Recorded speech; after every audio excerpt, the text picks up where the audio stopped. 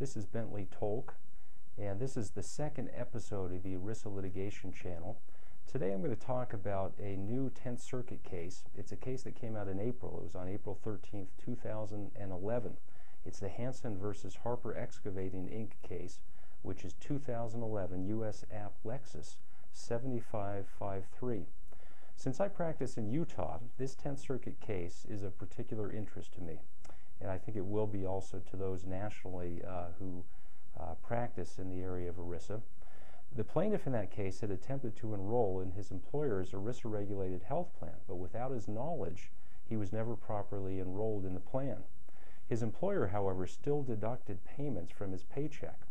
Well, soon after the plaintiff left the company, he became sick, he incurred hefty medical expenses, and he discovered that he didn't actually have health coverage under the plan. The plaintiff sued in federal district court under ERISA, and he obtained a damages award of over $57,000 in medical expenses and over $102,000 in attorney's fees and costs. Pursuant to discovery during the ERISA case, the plaintiff became aware of other behavior from the former employer, and as a result, he opted to file a state court case in Utah State Court. The state law lawsuit is what is at issue in this Hansen case. The causes of action in that case were various state law causes of action such as fraudulent nondisclosure, negligent misrepresentation, conversion, etc. And the former employer removed that state law case to federal court, which is the case that we have at issue here, and argued that the plaintiff's claims were completely preempted by ERISA. Well, the former employer also filed a motion to dismiss the plaintiff's state law claims in federal court. When the plaintiff objected to the removal, the federal district court treated that objection as a motion to remand. The federal district court dismissed the state law case and denied the remand to state court.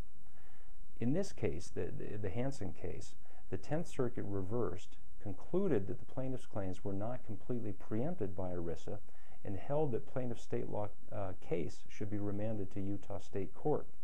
The Hansen court noted that complete preemption under ERISA is limited to claims brought under Section 502A, which must be brought by a participant or a beneficiary.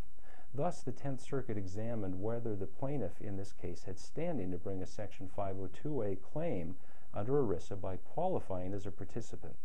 The Hansen court stated that standing to sue under ERISA is assessed as of the time that the complaint is filed.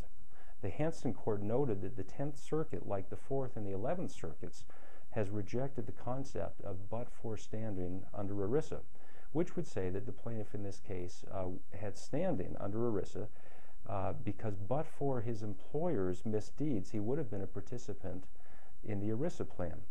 The Hansen court also noted that the 1st, 2nd, 3rd, 5th, 6th, and 8th Circuits have allowed the concept of but-for standing under ERISA.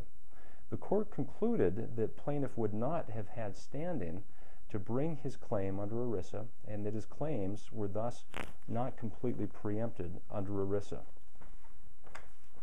In other words, the Hansen court held that the plaintiff was not a participant in his former employer's plan at the time that he followed his complaint, because he didn't fall into one of 4 categories drawn from the Supreme Court's Firestone case.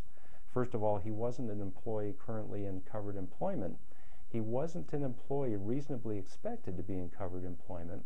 He wasn't a former employee with a reasonable expectation of returning to covered employment.